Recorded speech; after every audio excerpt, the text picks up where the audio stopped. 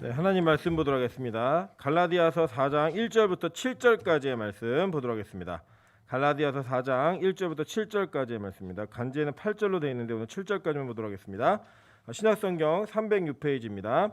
저와 여러분이 한 절씩 교독하고 마지막 절은 합독하도록 하겠습니다. 갈라디아서 4장 1절부터 7절까지 말씀 교독합니다. 내가 또 말하노니 유업을 이을 자가 모든 것의 주인이나 어렸을 동안에는 종과 다름이 없어서 그 아버지가 정한 때까지 후견인과 청지기 아래에 있나니 이와 같이 우리도 어렸을 때 이 세상의 초등학문 아래에 있어서 종노릇하였더니 때가 참에 하나님이 그 아들을 보내사 여자에게서 나게 하시고 율법 아래에 나게 하신 것은 율법 아래에 있는 자들을 속량하시고 우리로 아들의 명분을 얻게 하려 하심이라. 너희가 아들이므로 하나님이 그 아들의 영을 우리 마음 가운데 보내사 아빠 아버지라 부르게 하셨느니라. 합독합니다. 그러므로 내가 이후로는 종이 아니요 아들이니 아들이면 하나님으로 말미암아 유업을 받을 자니라. 아멘. 네, 우리 주변에 있는 분들에게 이렇게 한번 인사로 했습니다. 더워도 당신의 얼굴을 봐야지 시원할 것 같습니다. 네, 지금 비대면이라서 다 못 보는 아쉬움이 있지만 우리가 서로를 얼굴을 대면할 날을 또 기다리면서 우리가 하나님의 은혜를 또 기대하고 또 그 가운데 서로를 향한 소망함들이 있었으면 좋겠습니다. 이 코로나가 점점 이렇게 심해지고 또 안 좋은 소식들이 계속 들려오고 있지만 그 가운데서 하나님께서 우리에게 주시는 은혜의 메시지가 있다고 생각합니다. 여러분 그것을 기억하시면서 기도의 시간들을 멈추지 않으셨으면 좋겠습니다. 네, 오늘은 갈라디아서 4장 1절부터 7절까지의 말씀을 가지고 돌에 새기면 지워지지 않는다라는 제목으로 하나님 말씀 증거하도록 하겠습니다. 우리가 이 땅을 살면서 어떤 중요한 내용에 대해서는 반복적으로 듣고 또 교육받을 때가 있습니다. 그런데 또 그렇게 반복적으로 교육받는다고 해서 다 머릿속에 남는 것도 사실 아니더라고요. 자꾸 잊어버리고 또 반복하고 잊어버리고 반복하고 뭐 사실 이것이 우리에게 일상화되어 있는 내용이기도 한 것 같습니다. 특별히 하나님의 말씀 가운데 주어진 그리고 이 말씀 가운데 있는 내용 가운데 은혜라고 하는 것은 참 잊혀지고 망각하기가 참 쉬운 것 같습니다.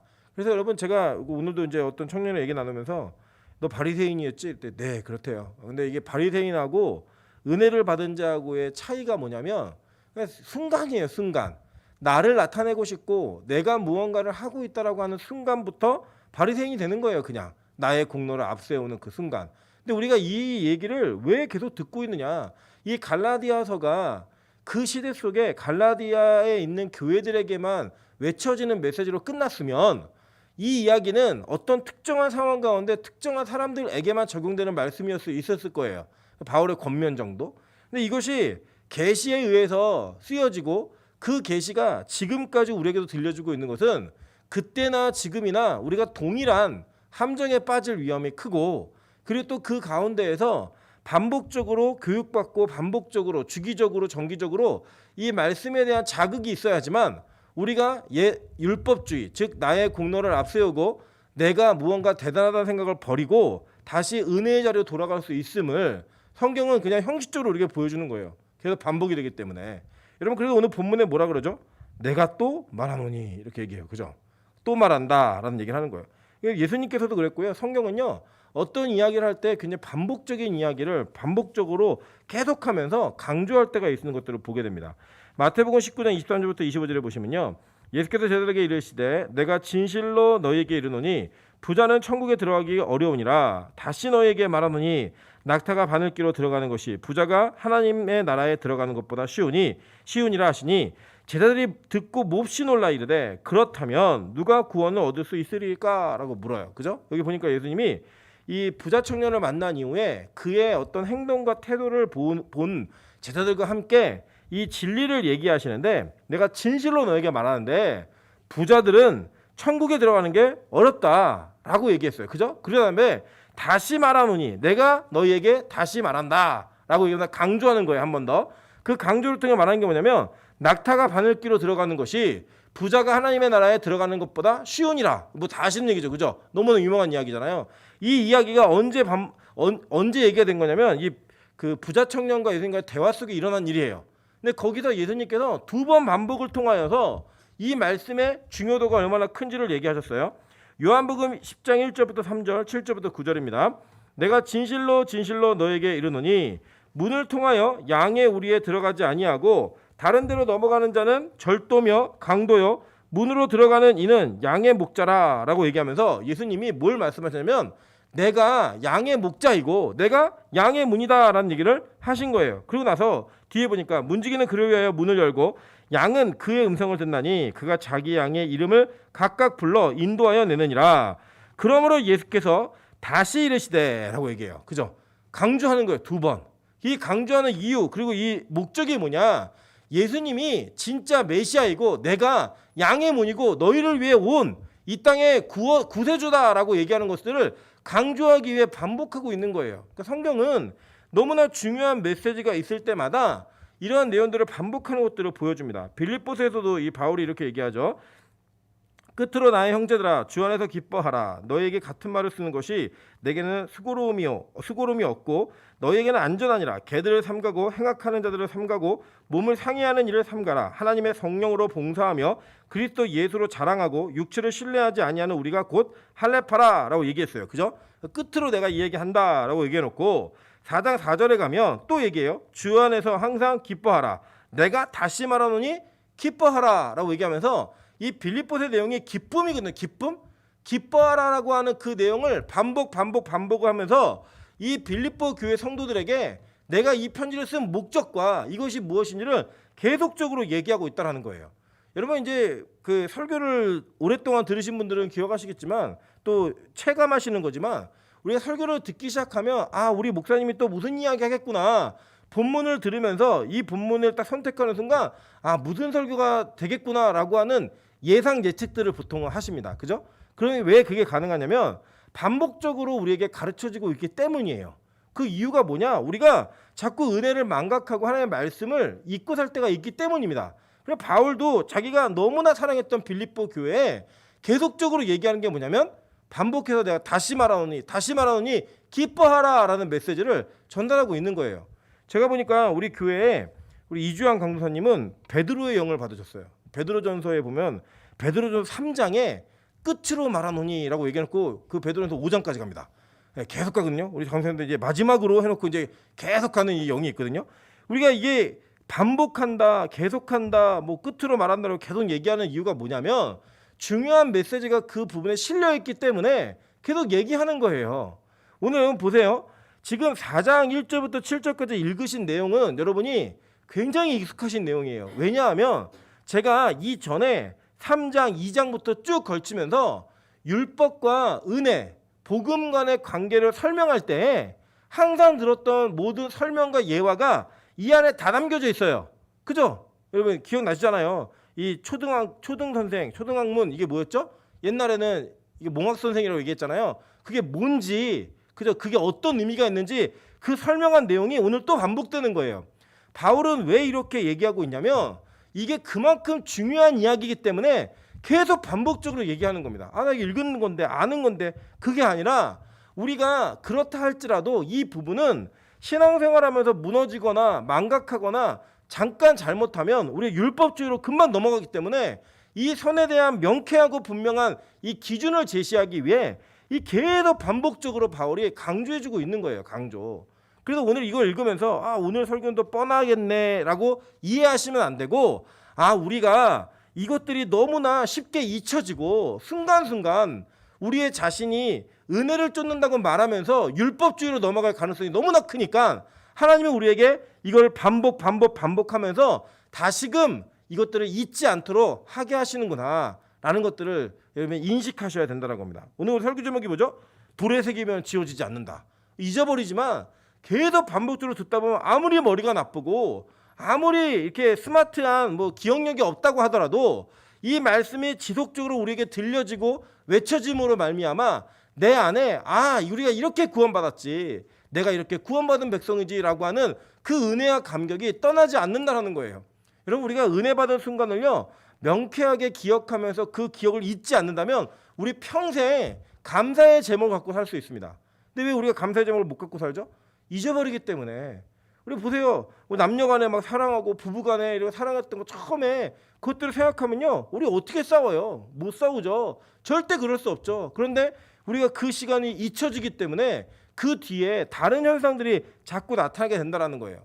오늘 바울은요, 이 내용을 계속 말하면서 지금 복음이, 그리고 예수가 율법 속에 어떻게 일하셨는지, 율법의 기능이 무엇이고 그 한계가 무엇인지를 계속적으로 얘기해주고 있다라는 거예요.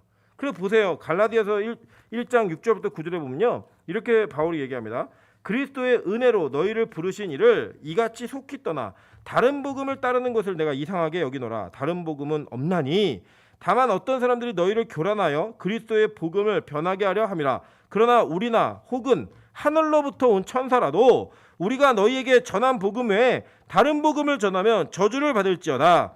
우리가 전에 말하였거니와 내가 지금 다시 말하노니 만일 누구든지 너희가 받은 것 외에 다른 복음을 전하면 저주를 받을지어다 라고 이미 얘기했어요. 그죠? 그걸 얘기해 놓고 지금 이것에 대한 이야기를 반복하고 있는 거예요. 여러분, 되게 무서운 이야기입니다. 복음이 있는데 다른 복음이 있다는 거예요. 그 다른 복음과 진짜 복음 간의 그 차이를 바울이 두면서 다양함을 얘기하지 않았어요. 버라이어티, 포스트 모던지 이런 걸 얘기하지 않았다고요. 너도 옳고 나도 옳고. 이게 아니라 내가 전하고 너희에게 가르쳤던 복음만이 오라. 그거 외에 그 어떤 다른 불순물을 참가하는 순간 그건 저주받는 복음이야. 그 진짜로는 복음이 아닌 거예요. 여러분, 되게 무서운 이야기입니다. 그래서 이 복음이 뭔지를 아는 것은 되게 중요한 거예요.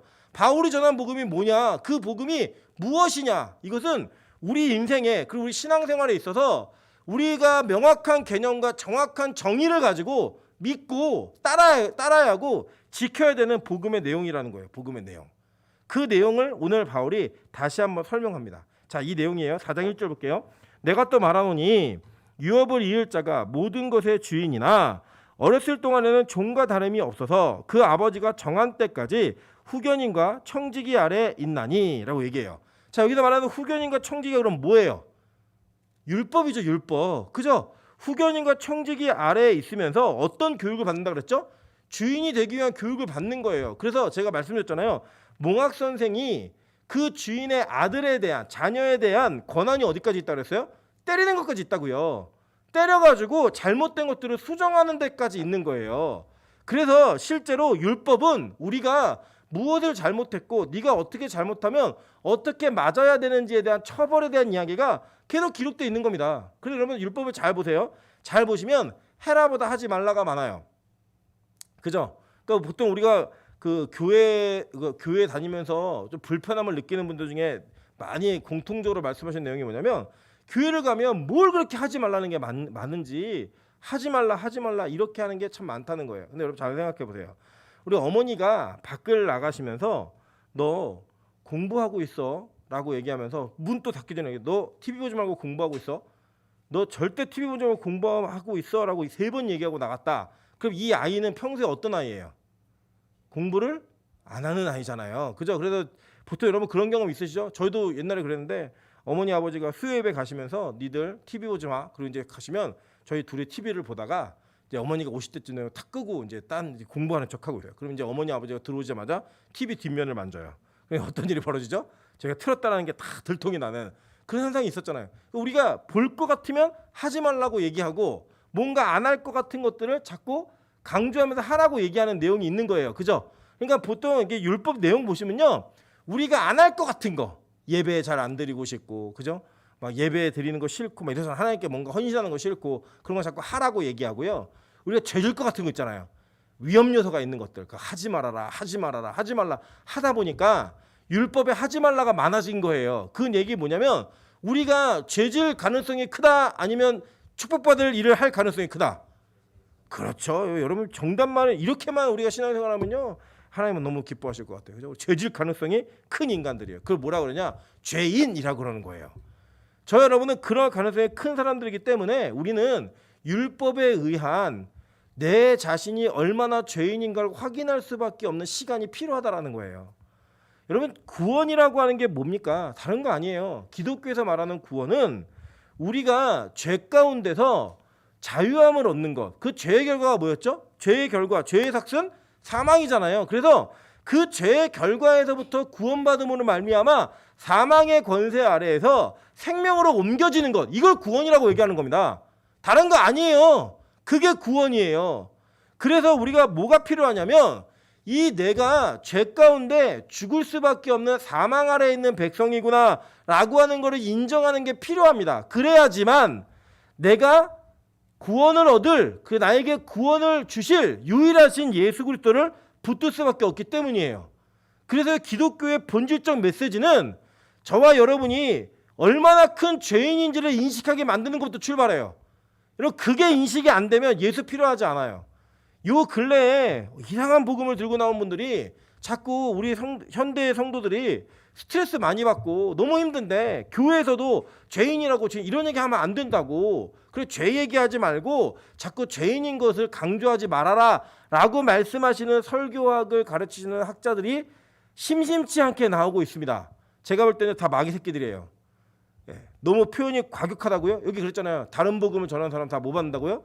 저주받는다 그랬잖아요. 여러분, 우리는요 철저하게 죄인이라고 하는 그 현실 앞에서 자각하고 인식했을 때에만 예수를 붙들 수 있어요. 그게 아닌데 예수가 왜 필요해요?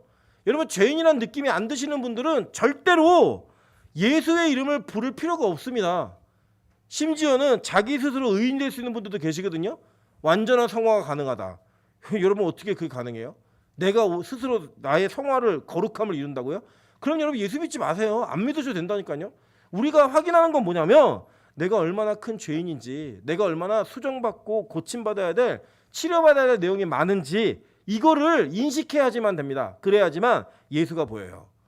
내 힘으로 불가능하기 때문에 그분을 붙드는 거예요. 나약해서가 아니라 현실 자체를 정확하게 인식하는 거예요. 그런데 우리는 왜 예수를 부르죠? 가난하니까, 병이 있으니까, 힘드니까, 상처받았으니까. 그래서 예수를 불러요. 아닙니다, 여러분. 예수를 부르는 본질적 목적은요, 내가 얼마나 죄인인지를 인식하고 깨달았을 때에만 그 예수를 부르는 그 외침이 온전하고 진실할 수 있어요. 그걸 가르쳐주는 게 뭐냐? 율법이에요. 율법을 여러분 앞에 다 들이대면 여러분은 뭐다? 죄인이라는 게 명쾌하게 인정되는 거예요. 심지어는요, 예수님이 오셔서는요, 더 율법보다 더 큰 기준을 요구하셨어요. 그죠? 그리고 얘기했잖아요. 율법에는 진짜로 또 뭐 살인한 자, 가늠한 자에 대한 명쾌한 해석들이 있어요. 예수님 뭐라 그러셨죠? 여자를 보고 음욕을 품은 자마다 이미 가늠한 자이고 형제를 미워한 자마다 이미 살인한 자다라고 얘기했다니까요. 그러니까 예수님이 정하신 하나님의 법이잖아요. 그 법 아래로 들어가면 어떤 누구도, 그러니까 우리는 결과를 죄인이라고 얘기하는데 방향성과 의도도 죄라고 얘기했어요. 그러면 우리가 어떤 누구도 죄 안에다 자유함이 있겠어요? 없는 거예요. 그것을 성경은 인식시켜주고 예수님이 이 땅에 오셔서 그걸 인식시켜준 거예요. 왜요? 너희 스스로는 안 되고 나 외에는 절대로 너희를 구원할 수 없어. 나만 믿어야 돼. 내가 양의 문이야. 이걸 강조하기 위해서 예수님이 우리에게 그것들을 강조하신 거예요. 율법의 기능이 그거예요. 그래서 우리는 율법을 온전하게 배워야 합니다. 이유가 뭐냐? 내가 죄인임을 확인하기 위해. 우리는 율법 아래 온전히 거해야지만 합니다. 그 과정이 필요해요. 왜요? 내가 예수가 얼마나 필요한지를 확인받기 위해서. 그리고 여러분, 예수 믿은 이후에도요, 여러분 옛사람이 아직 다 안 죽어가지고 여전히 죄를 지어요. 그럼 우리 그 죄를 짓는 행동을 슬퍼하잖아요. 아니에요. 사실은요, 그 죄를 짓는 행동은 내 옛사람이 안 죽었기 때문에 나의 안에 예수를 온전히 기대하고 바라는 마음이 없기 때문에 나오는 현상이에요. 그래서 여러분, 그 가운데 좌절하고 낙심하는 것이 아니라 다시 한번 확인하시는 거예요. 아, 나는 결국은 예수 외에는 소망이 없는 자이구나. 이걸 확인하면서 다시 일어서는 겁니다. 다시 예수를 붙들고 일어나는 거예요. 그게 복음이고요. 그게 성도의 삶이에요. 언제까지요? 죽는 그날까지. 주님 다시 오시는 그날까지. 여러분이 죄를 안 짓는 방법은 딱 하나예요. 죽으면 됩니다.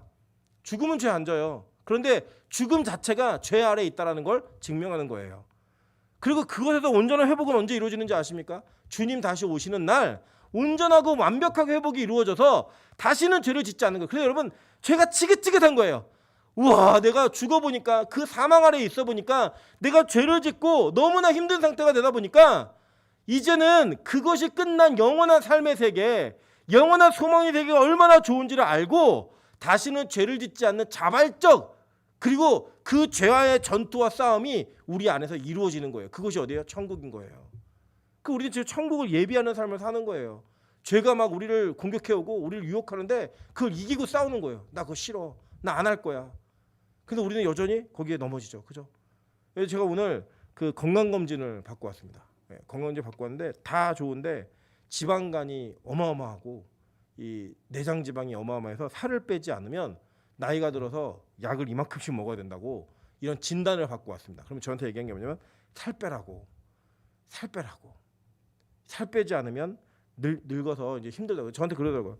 피곤하죠, 자주. 그래서 아니요. 잠 많이 자죠. 아니요. 이 정도면은 잠도 많이 자야 되고 피곤해갖고 몸에 회복이 안 되는 데미지가 상당히 큰데 이상하다고 몇 번을 얘기하더라고요. 그러면서 저한테 얘기해준 내용이에요. 제가 생각해보니까요. 예전에 저한테 그러더라고요. 원래 이렇게 뚱뚱하지 않았죠? 그래서 네. 제가 고등학교 졸업할 때 66kg였거든요. 지금 93kg예요. 거의 30kg가 찐 거죠. 그동안에 제 안에 필요 없는 것들이 자꾸 들어와가지고 자꾸 자리 잡다 보니까 제가 이게 굉장히 많이 비대해져갖고 건강이 안 좋은 상태까지 된 거예요. 근데 여러분 제가 기억을 해보면 예전에 66kg, 67kg 요때 때는요 제가 막 날아다녔습니다. 100m 12초 유게 뛰고 농구 막 공중에 3초씩 떠 있고 막 이랬거든요. 비웃는 자들이 있네요. 예, 어쨌든 그렇게 건강하던 때 그때로 만약에 다시 돌아갈 수 있다면 제가 다시 살을 찌울까요? 아니요, 우리 안 할 것 같아요. 그죠? 근데 우리 또 찌워요. 왜냐면 제가 금식하고 막 76kg 갔거든요. 근데 또 찌워요. 우리가 그런 인간이에요. 자기 먹는 거 하나 통제를 못 해가지고 자기 몸이 상하고 해야 하더라도 그 일을 하고 있는 게 저와 여러분이라고요. 그 얘기를 듣고 와서도 꾸역꾸역 먹고 있어요. 그게 바로 저와 여러분이에요. 우리가 이따 그렇게 살아가고 있는 거예요. 죄의 연속선상에서. 그렇게 살다가 주님이 오시는 날 우리 건강한 육체를 다 얻게 되는 거예요. 영원하게 사는 영광스러운 육체를 얻게 됐을 때 다시는 죄의 육체로 돌아가지 않는다. 라는 마음을 갖는 거예요. 제가 얘기하니까 우리 혜영 집사가 그런 얘기 하더라고요. 자기가 어렸을 때는 뚱뚱했다고. 진짜인지 모르겠어요. 지금도 뚱뚱하다고 하니까 와 정말 뭐 오늘도 풀떼기를 먹으면서 배 터질 것 같아요. 그러니까 우리 민영 집사가 너 얻어 터질래 그러더라고요. 예. 자기는 막 많이 먹고 있는데 자기는 얼마 안 먹었는데 배 터진다고 하니까 믿을 수는 없지만 하여간 비대했지만 살을 뺐대요. 살을. 그러니까 다시는 안 돌아가려고 처절하게 그렇게 남들은 막 먹고 있는데 그 가운데에서 풀떼기를 먹고 앉아 있는 거예요. 그게 뭐예요? 은혜를 아는 자의 모습. 예수의 은혜를 경험한 자의 모습인 거예요. 그래서 우리는 이 땅을 살면서 자꾸 은혜를 받아야 돼요. 은혜를 받고 나면요. 너무 좋아요. 너무 행복해요. 근데 우리가 죄를 짓고 나면 자꾸 죄 아래서 우리가 그 죄의 통치를 받고 있으면 그 은혜 받았던 시기가 그리워요. 그 그리움의 기억이 많으면 많을수록 빨리 속히 돌아오게 돼 있는 거예요. 그래서 당장 내일 죄를 짓더라도 오늘 은혜를 받으셔야 돼요.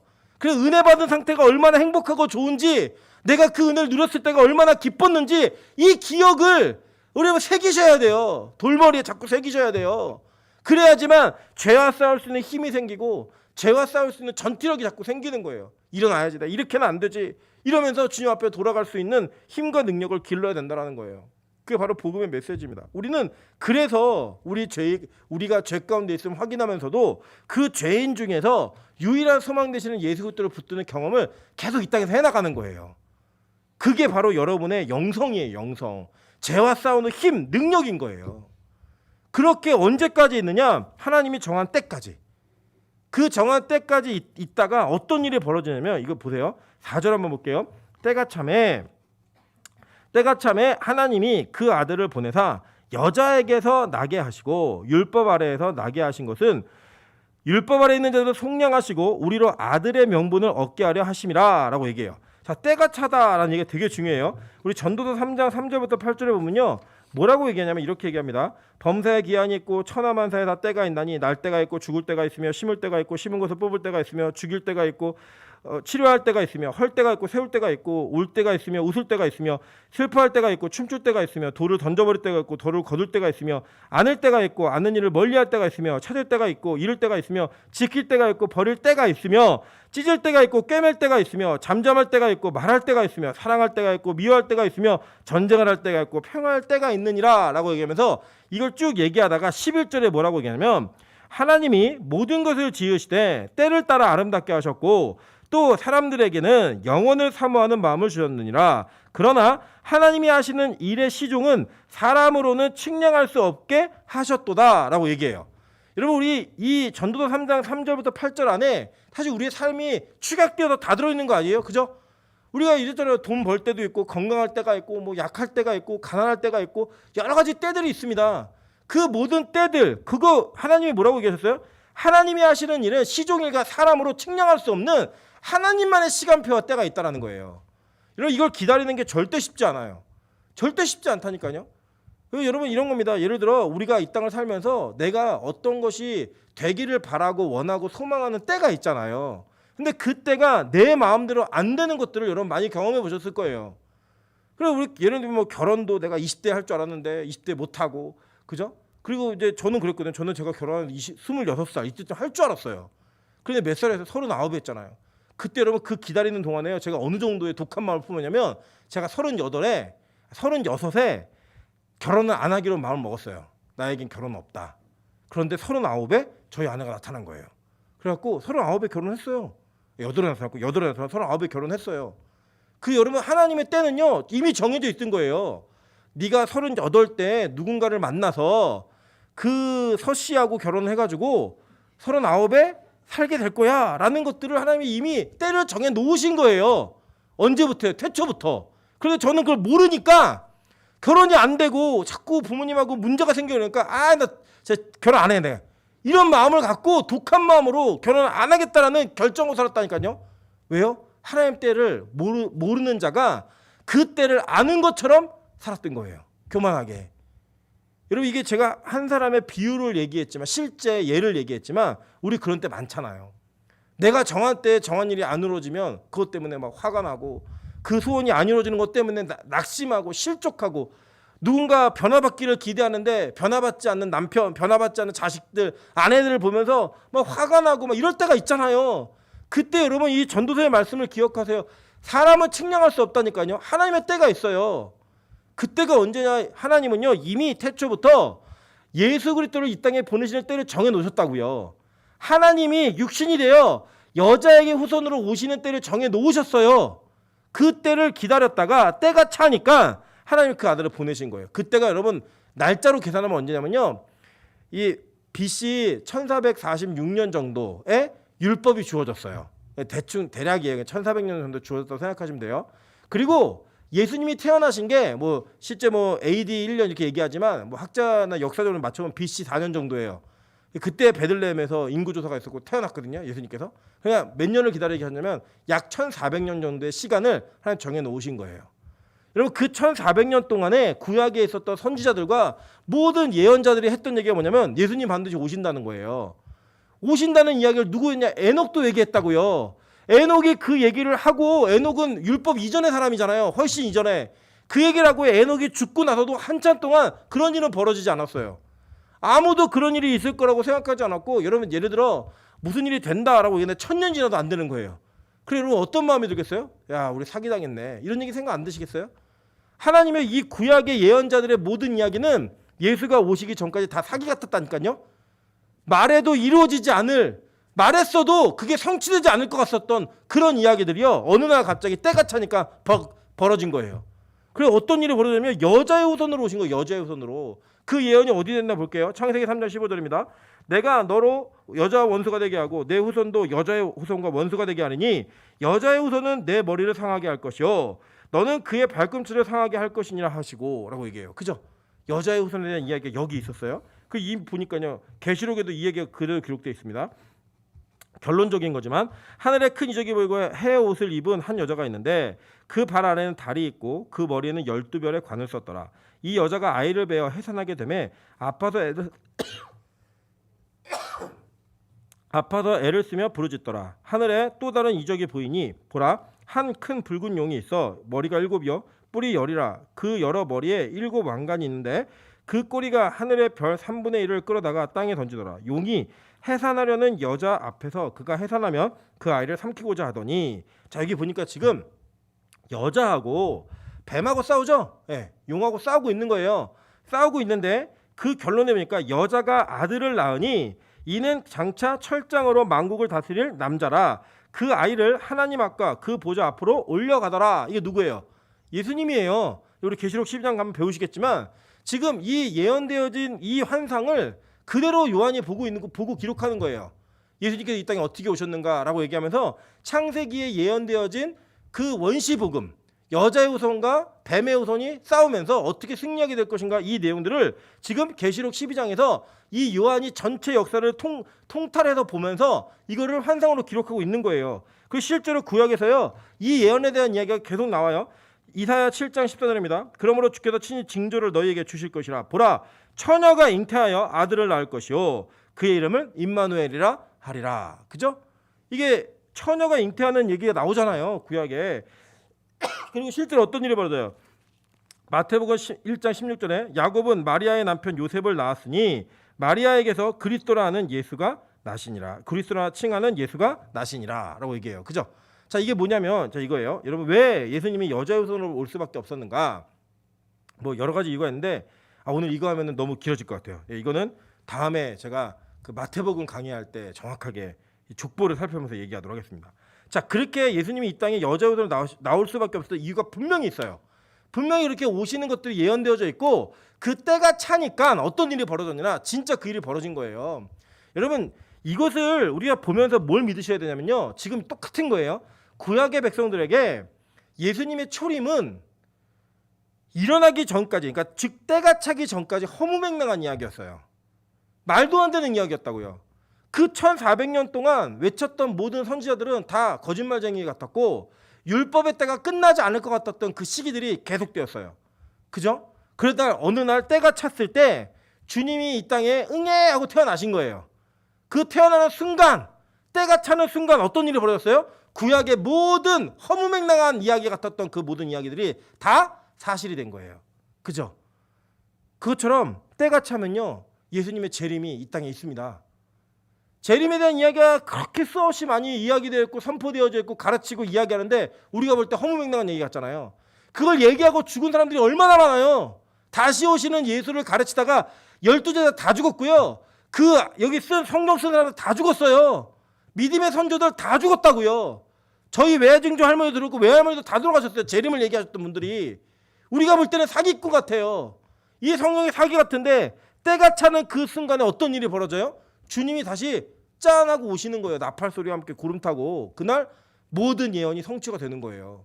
여러분, 이 과거의 성취를 통해 미래의 성취를 믿게 되는 거, 그게 구약과 신약의 성도가 동일하게 하는 일이라니까요. 그래서 구약의 성도들은 때가 차면 오시는 예수를 기다렸고, 우리는 때가 차면 다시 오시는 예수를 기다리는 거예요. 그래서 그 과정을 가지고 이 땅을 살아가는 존재를 그리스도인이라고 여기는 겁니다. 자, 근데 이거 보세요. 이렇게 때가 차가지고 아들을 보내서 이런 일을 하게 하시는 분이, 이 목적이 뭐냐면 우리에게 속량함으로 말미암아, 율법 아래에서 속량함으로 말미암아 우리로 아들의 명분, 이거를 헬라어 원어로 비교하면 양자됨이에요. 양자됨을 얻게 하려 하심이라 라고 얘기합니다. 여러분, 이 로마 시대에 양자가 된다는 건요, 이게 어떤 불쌍한 사람들을 거두는 그런 정도의 개념이 아니고요. 어떤 개념이었냐면 명문 가정, 그러니까 즉 물려줄 것이 있고 유지해 갈 거 있고 이어가야 될 것이 있는 유업이 있는 가문에 아들이 없거나 아들이 비실비실해 가지고 더 이상 자기의 직계 후손들이 뭔가를 이어가지 못할 때 양자를 입양해서 그 모든 것들을 다 전수했어요. 그러니까 예를 들어 이런 거예요. 지금 아무개 양자래. 그러면 아이고 어떻게 그런 사연이 있대? 다 안타깝게 여기잖아요. 근데 그게 아니라 이때는 야 아무개 양자 됐대. 대박. 그 양자 아무나 데려갈 수 없는 거예요. 그리고 데려갔다 하면 그 양자는 그 집안의 모든 걸 다 물려받는 친아들과 동일한 것을 다 누리는 자가 되었다고요. 그러니까 그 당시에 로마 시대 때 이 갈라디아서가 써지는 시대의 양자됨은 명예요, 자랑이었다고요. 그 우리로 얘기하면은 임철 목사가 삼성가의 양자가 되었대. 이러면 뭐라고 생각하시겠어요? 그러면 로또 맞았네, 대단하네, 이렇게 생각 안 하시겠어요? 그렇게 생각하셨잖아요, 그죠? 똑같은 거였다고요. 그 시대에는 야 저 사람 양자 됐대. 이 명예였습니다. 명예, 힘이었어요. 그 모든 것들을 얻어가는 과정들이 지금 저와 여러분에게 동일하게 일어나고 있다는 거예요. 로마서 8장 14절부터 17절에 그래서 이렇게 얘기합니다. 무릇 하나님의 영으로 인도함을 받는 사람은 곧 하나님의 아들이라.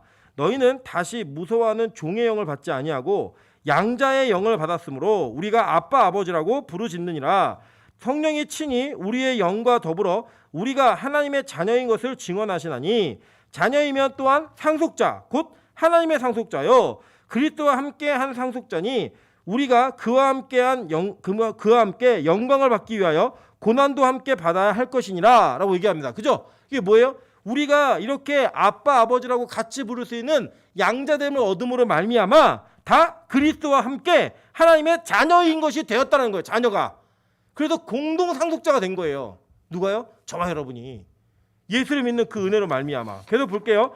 로마서 9장 1절부터 5절에도 이렇게 얘기합니다. 굵은 글씨만 볼게요. 그들은 이스라엘 사람이라 그들에게는 양자됨과 영광과 언약들과 율법을 세우신 것과 예배와 약속들이 있고 라고 얘기하면서 제일 먼저 얘기한 게 뭐예요? 양자됨이라고 얘기하죠. 그죠? 자녀됨이 있다는 거. 자녀됨. 요한복음 1장 12절부터 13절입니다. 영접하는 자 곧 그 이름을 믿는 자들에게는 하나님의 자녀가 되는 권세를 주셨으니 이는 혈통으로나 육정으로나 사람의 뜻으로 나지 아니하고 오직 하나님께로부터 난 자들이니라 라고 얘기하는 거예요. 갈라디아서도 그 얘기하죠. 3장 20절 우리 배운 겁니다. 너희가 다 믿음으로 말미암아 그리스도 예수 안에서 하나님의 뭐가 되었대요? 아들이 되었으니 라고 얘기해요. 그 우리 찬양 있잖아요. 너는 내 아들이라 오늘날 내가 너를 낳았도다. 아들이에요. 다 아들 된 거예요 우리. 그럼 여러분 저와 여러분의 관계는요. 천국에 가면 다 형입니다. 누나, 동생 뭐 이렇게 다 그냥 호영호지 하는 거예요 우리 다. 우리 옆에 있는 사람에게 불러보세요. 뭐 오빠, 뭐 누나, 뭐 형 다 우리 가족이에요 가족. 주 안에 한 가족이라고 얘기하는 거예요. 그때 가면 뭐 여보 이런 거 없어요. 여보슈 이런 것도 없어요. 네. 우리는 뭐가 있냐? 다 한 자매예요. 한 형제. 그래서 우리 교회 안에서 형제님, 자매님 부르는 게 사실 어색하긴 하지만 이게 성경적인 거예요. 굉장히. 자녀됨으로 말미암아 한 아버지인 하나님을 모시고 우리 모두가 다 그리스도와 함께 공동 상속자가 되어서 유업을 얻는 자가 된 거예요. 그래서 유업을 얻는다 그러면 이게 안 오시죠. 유업이 뭐냐? 레위기 20장 24절에 이렇게 얘기합니다. 내가 전에 너희에게 이르기를 너희가 그들의 땅을 기업으로 받을 것이라. 내가 그 땅 곧 젖과 꿀이 흐르는 땅을 너희에게 주어 뭘 삼게 한다고요? 유업을 삼게 하리라 라고 얘기했어요. 그죠? 그러니까 이게 뭐냐면 지금 레위기에 말하고 있는 것은 하나님이 팔레스타인 땅, 지금의 이스라엘 땅을 유업으로 주시겠다는 얘기예요. 여러분 제 기억하세요. 자, 구약에서 하나님이 어떠한 특정한 땅을 유업으로 주신다는 그 이야기는 하나의 상징이고 모델이에요. 그것 자체가 목적이 아니에요. 만약에 이것 자체가 이게 목적이라면 우리는 제 예수 믿는 사람은 다 이스라엘에 땅 사셔야 돼요. 그 땅이 약속의 땅이기 때문에. 근데 그렇지 않아요. 자, 보세요. 계속 볼게요. 시편 2장 2편 8절입니다. 내게 구하라. 내가 이방 나라를 내 유업으로 주리니 내 소유가 땅 끝까지 이르리로다 라고 얘기했어요. 그죠? 그러니까 이제 이방 나라까지 이게 확정이 되어져요. 이제는 그냥 팔레스타인 땅 그 안에서 확정되어진 거예요. 그리고 실제로 그 땅에 거했던 믿음의 선조들은 이 땅이 실체가 아니라는 걸 정확히 알았습니다. 자, 보세요. 히브리서 11장 8절부터 10절입니다.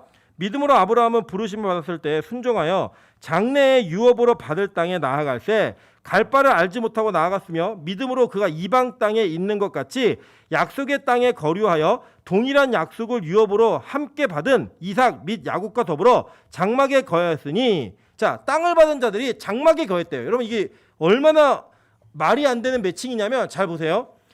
이 장막은 조립식이에요. 언제든 옮기는 자들이 짓는 거라고요. 집을 진 게 아니라 뭘 지었대요?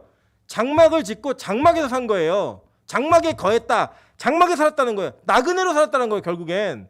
이유가 뭐냐 보니까 이는 그가 하나님이 계획하시고 지으실 터가 있는 성을 바랐음이라 라고 얘기해요.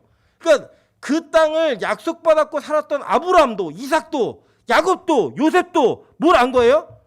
12아들들이 다 이 땅 자체가 우리에게 주어진 목적 그 자체가 아니라 이것은 하나님이 주신 모형이고 그 이후에 하나님이 진짜 우리에게 주실 유업의 땅인 하나님의 성에 있구나. 이거 믿은 거예요. 이미 믿음으로. 이해되세요? 무슨 말인지? 그러니까 여러분 이게 예수를 만났고 예수를 믿었던 진짜 믿음 있는 자들의 모습이었다고요. 그런데 우리는 지금 어때요? 여러분 한국 교회는요. 이 복음을 온전히 이해하지 못한 한계를 넘지 못했습니다. 예전에 이 한국 땅에 복음이 들어올 때는 구한말 막 진짜 나라가 너무 위기에 처해 있을 때 어려울 때 우리를 도와주는 그 나라들의 열강들의 선교사들이 우리에게 복음을 전해 주었고요. 물론 이 참 특이한 나라예요. 우리나라는 선교사들이 들어왔는데 성경책이 있었어요. 이 땅에 공부하기를 좋아하는 민족이었고 성경책이 있어서 놀랐어요. 선교사들이. 어쨌든 그렇게 복음이 왕성해지면서 나라가 다시 일어날 소망을 갖기 시작했어요. 그러면서 일제 강점기를 지나서 이제 전쟁의 그 여운 끝에 복음이라고 하는 교회라고 하는 곳이 사람들이 모여드는 곳이 되기 시작했습니다. 그래서 그때 하나님의 나라는 뭐였냐면요, 못 먹던 사람들이 먹게 되는 것이었고 잘 데가 없던 사람들이 잘 수 있는 곳이 생기는 거였어요. 자기의 가정이 다 깨지고 박살난 사람들이 다시 모여 함께 살 수 있는 환경이 갖추어지는 게 그들에게는 하나님의 나라였다고요. 그래서 그 하나님의 나라가 채워지고 세워지면서 그 이후에 그걸 채워주신 하나님, 그분을 기대하고 만나면서 이 땅의 것이 다가 아니라 저 하늘에 소망이 있구나, 이걸로 넘어섰어야 되는데 그걸 못 넘어선 거예요. 그러니까 여전히 지금도 예수를 믿어서 복 받았다라고 얘기하는 개념이 뭐예요? 집값이 오르고 집이 2채가 되고 3채가 되고 내 통장에 잔고가 많이 쌓이고 잔고에 0이 붙고 0000이 계속 우리는 앞으로 붙잖아요. 그죠? 근데 뒤로 붙고 뭐 이런 것들을 경험하면서 이게 바로 복이구나, 이게 복음이구나 라고 얘기하는 것들을 우리가 그대로 복음의 종결로 받아들인 거예요. 여러분, 근데 아브라함이 안 그랬어요. 이삭이 안 그랬고 야곱이 안 그랬다니까요. 요셉도 안 그랬어요. 하나님이 약속하신 그 땅이 있다, 하나님의 성이 있다라고 얘기하면서 그들이 기대했던 게 뭔지 아세요? 천국이었어요. 천국. 그걸 소망하게 해주는 그 내용이 이 안에 담겨져 있었어요. 담겨져. 그게 유업입니다. 그게 유업. 그러니까 바울이 유업 얘기하고 막 계속 가르쳤던 바울이 어떻게 죽었어요? 목 잘려 죽었어요. 감옥에 있다가 순교했습니다. 그게 무슨 유업이에요? 우리가 생각하는 유업과 완전 다르잖아요. 지금 우리 식으로 얘기하면 개죽음 당하는 거잖아요. 제자들 보면 다 기름에 튀겨 죽고 십자가에 거꾸로 못 박혀 죽고 옆으로 못 박혀 죽고 창에 찔려 죽고 껍데기 벗겨 죽고 이랬던 제자들을 다 기억해 보시면 여러분, 그들이 우리가 생각하는 복의 개념과는 전혀 먼 거리에 있는 사람들이잖아요. 근데 그게 유업이래요. 여러분, 진짜 이게 유업이라고 생각하고 예수 믿으십니까? 만약에 아니라면 무언가 우리의 신앙의 이 영역이 잘못되어 있는 거예요. 그리고 우리는 영성 있는 교회, 뭐 영빨 있는 교회, 능력 있는 목사 이런 데 어디예요? 병 고치고, 그죠? 그 교회 가면 뭐 애 낳고, 그 교회 가면 뭐 부자 되고, 뭐 이런 것들을 교회의 능력으로 삼고 교회의 힘으로 삼고 이러잖아요. 근데 여러분, 바울도 그랬고 베드로도 그랬고 병도 많이 고치고요. 심지어 죽은 자도 살리고 막 이랬어요. 근데 그 내용이요, 성경에 한두 줄밖에 기록 안 돼 있어요. 근데 이 복음의 내용, 진짜 천국을 소망하라는 이 메시지는요, 이 성경 전체에 너무나 많이 기록돼서 다 찾기도 힘들 정도예요. 천국 소망. 요한은 마지막에 뭐였어요? 밤무섬에 그 쇠고랑을 차고 석공, 돌을 캐는 일을 하면서 그가 본 게 뭐예요? 천국 본 거예요. 천국. 그걸 보면서 기쁨으로 예수가 소망이고 예수가 이긴다, 이 얘기를 지도 갇혀 있으면서 고난당하는 교회들에게 쓴 편지가 요한계시록입니다. 그게 복음이라고요. 그게 복음. 여러분, 이거를 머리에 새기세요. 마음에 새기세요. 잊혀지지 않도록. 그게 진짜 그리스도인들이 살아가야 되는 방식이고 이 땅을 살아가는 태도인 겁니다. 그게 유업인 거예요. 우리가 하나님을 아버지라고 부를 수 있고 아버지라고 부르는 이유가 뭔지 아세요? 이 땅의 지옥으로부터 탈출한 삶을 살게 만들어주는 거예요. 지옥 뭐예요? 땅지 가치로 이 땅에 갇혀 사는 자들, 이 땅에 매여 있고 이 땅의 원리와 이 땅에 지배하고 있는 이 땅의 영에 종속하고 굴복하는 자들에게 그거 아니야, 이 세상에게 무릎 꿇지 마, 일어나. 그래서 거룩한 나라로 함께 가자라고 얘기하는 그 하나님의 도성, 그곳에 들어가는 게 우리의 구원이라고요. 그게 우리의 유업이라고요. 그리고 우리는 그 땅에 지분이 있는 거예요. 그 땅에 지분을 만들어 놓는 삶을 지금 이곳에 살아가는 거예요. 그게 바로 우리의 기쁨입니다. 여러분, 강남에 땅을 1000평, 10,000평 갖고 있는 것보다 천국에 땅을 한 평이라도 내가 거할 수 있는 곳이 있다는 게 여러분에게는 기쁨이셔야 돼요. 그게 소망이셔야 돼요. 바울은요, 그걸 경험한 자이기 때문에 이 세상의 어떤 것도 그를 만족시킬 수 없었어요. 바울은 그것이 그 안에 살아있는 자였기 때문에 이 세상의 그 무엇과도 그 기쁨을 바꾸지 않았던 거예요. 여러분, 저는 그런 삶을 살 수 있는 저 여러분 되시기를 주님으로 축원합니다. 아직 저도 부족하고 여러분도 부족하고 다 부족해요. 그러나 우리가 이거예요.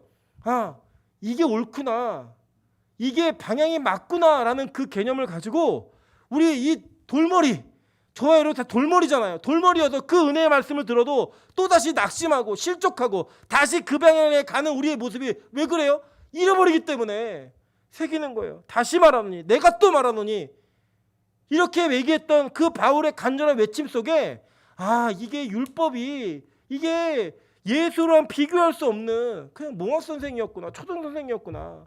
그리고 우리 그 예수를 말미암아 아들의 명분을 얻어서 우리가 하늘나라를 유업으로 받는 자들이구나. 이걸 기억하면서 사는 거예요. 이걸 외쳐주고 가르치고 이것을 기억하게 하고 이걸 반복해 주는 게 바로 교회인 겁니다. 저는 앞으로 우리 빛가성공교회에 천국에 대한 설교가 끊어지지 않는 교회였으면 좋겠고요. 죄에 대한 신랄함과 그 죄 가운데 유일한 소망이 누구인지를 정확히 말해줄 수 있는 교회였으면 좋겠습니다. 성도들이 그것 때문에 기뻐하고 그것 때문에 감사하고 그것 때문에 감격하는 그런 교회가 되기를 주님의 이름으로 소망합니다. 그럼 보세요. 베드로전서 1장 3절부터 4절입니다. 우리 주 예수 그리스도의 아버지 하나님을 찬송하리로다.